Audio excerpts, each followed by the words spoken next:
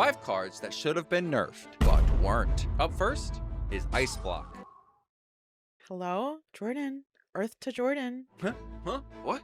Oh, right. I'm supposed to talk about the cards in my video, even when it's Ice Block. Ice Block, a 3-mana spell. Secret, when your hero takes fatal damage. Prevent it and become immune this turn. I'm sure you all know, but put simply, the way this bugger works is that you play it.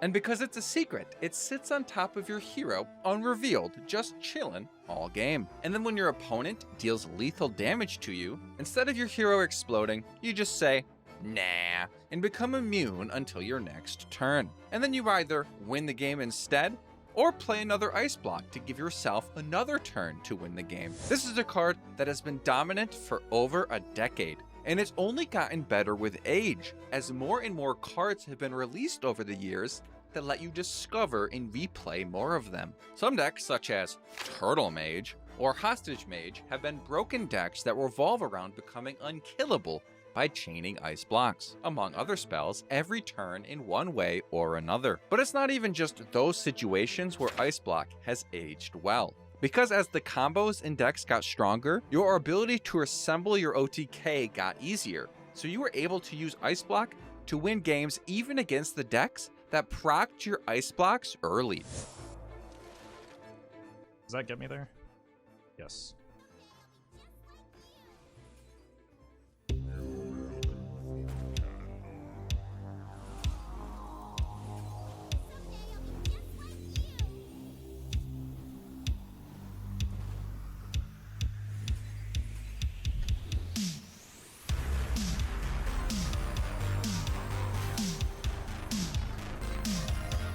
Seconds later.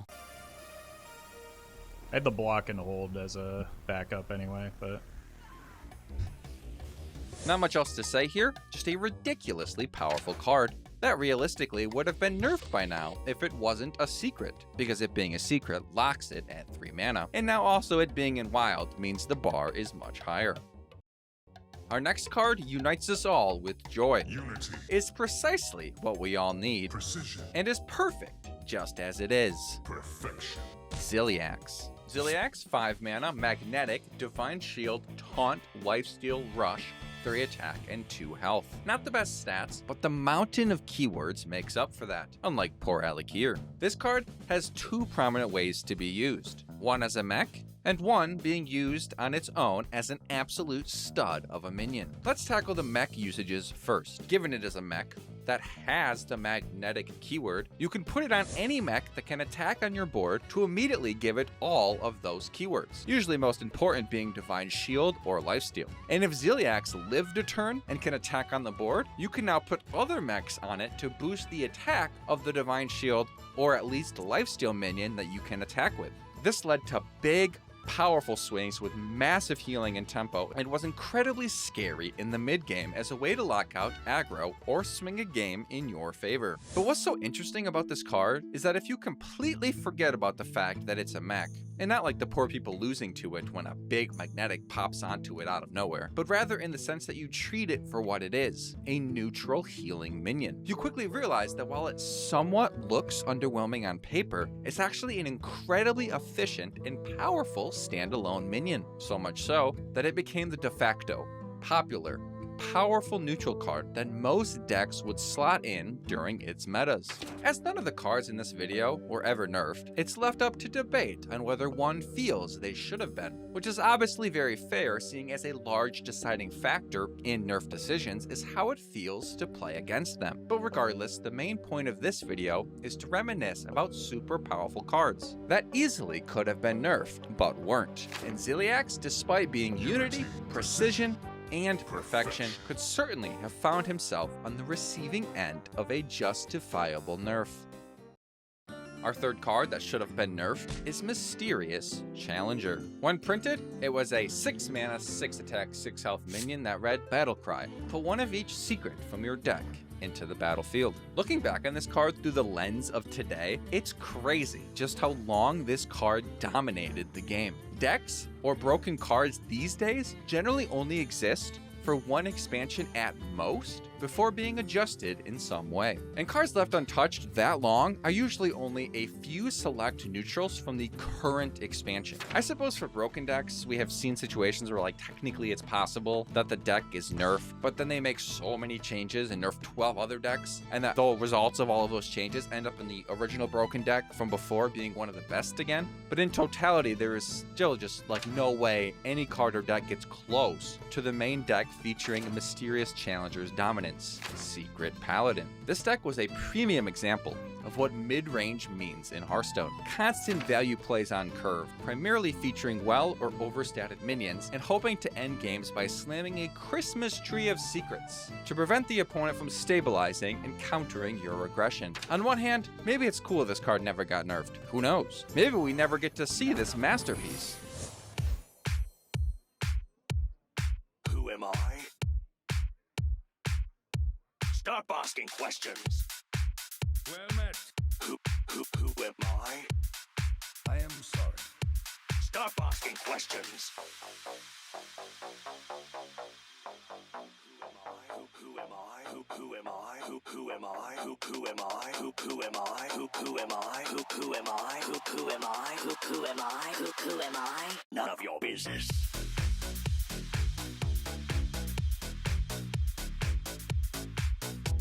None of your business.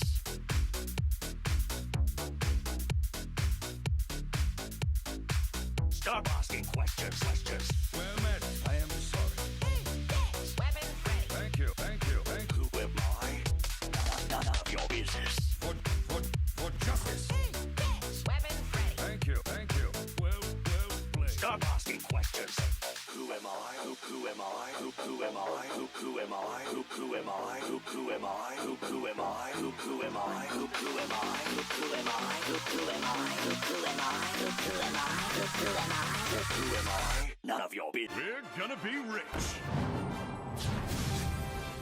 Outside of its dominance in the tavern, it was also extremely commonly and loudly complained about, which as mentioned is often a big reason why any card is nerfed. The primary goal isn't balance after all, but fun. So it's a shocker it wasn't nerfed and certainly wouldn't have survived today, even though funnily enough it eventually got buffed from this state as power level rose. With that said, let's move on to our next card, which we don't have to go far to find. The strongest card to never get nerfed. Muster for battle. Summon 3 1/1 Silver Hand Recruits. Equip a 1/4 weapon. This card was a core part of Goblins vs. Gnomes Paladin decks. This card was a core part of Blackrock Mountain Paladin decks. This card was a core part of the Grand Tournament Paladin deck.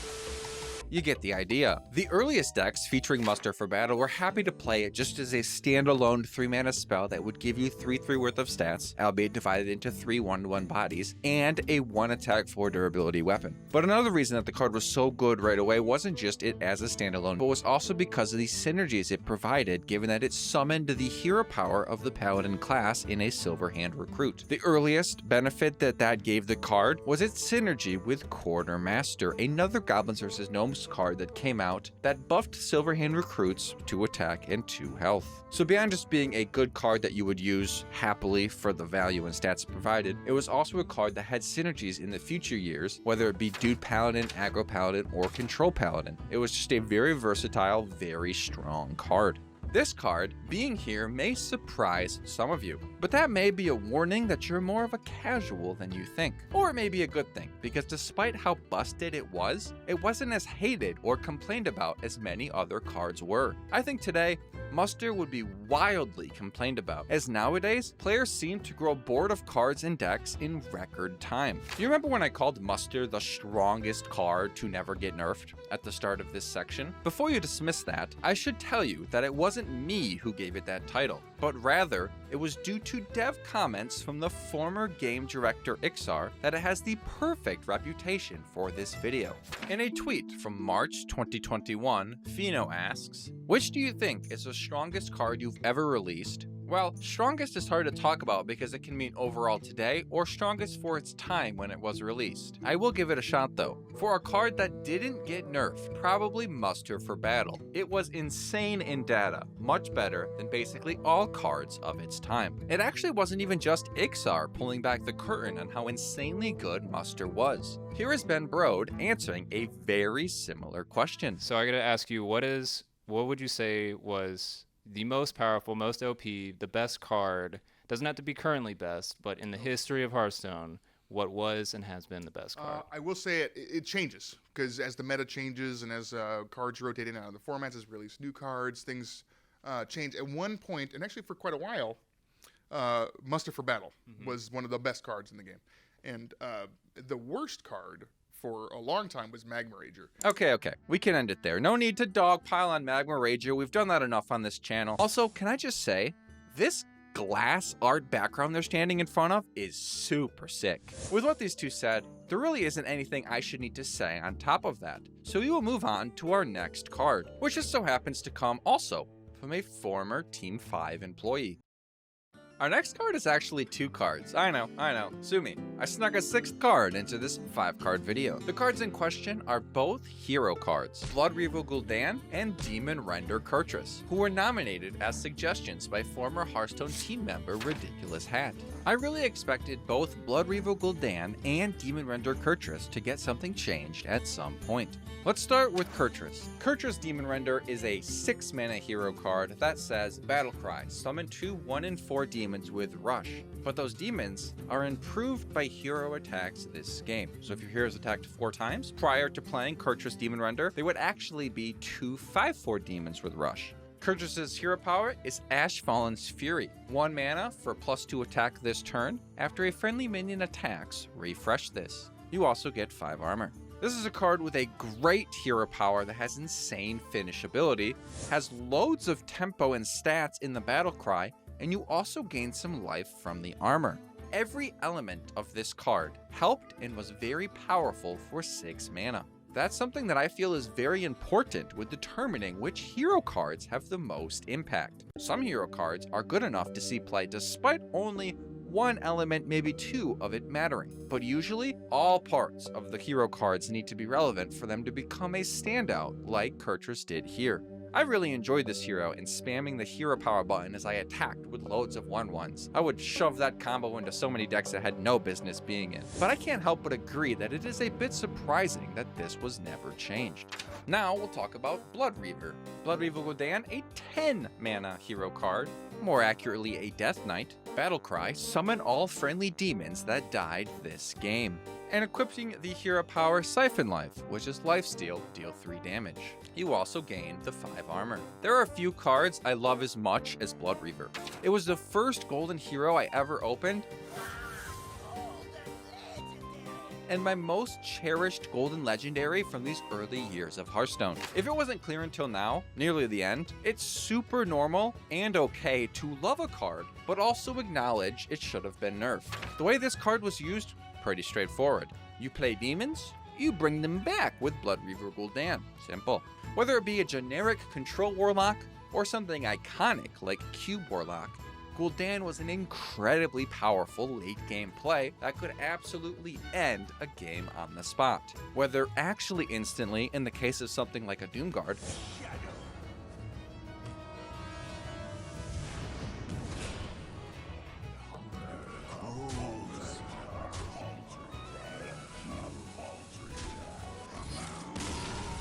or the type of instantly where you don't realize you're going to lose to the 3 healing from the hero power every turn until it's too late.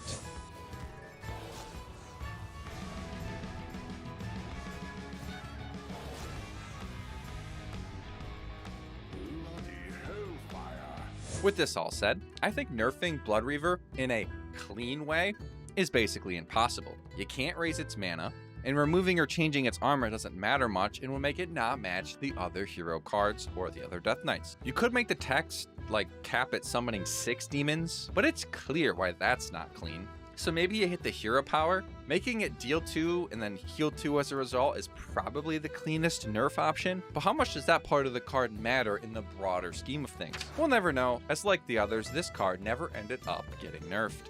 Thanks for watching. I hope you enjoyed this style of video. If you did, leave a like and a comment below, and be sure to subscribe if you haven't already. I felt like my last few videos haven't been up to the standard I want this channel to have, so let me know if you think I did better this time around, or what you think I could do better in the future. And after doing so, check out this video here that YouTube thinks you'll like.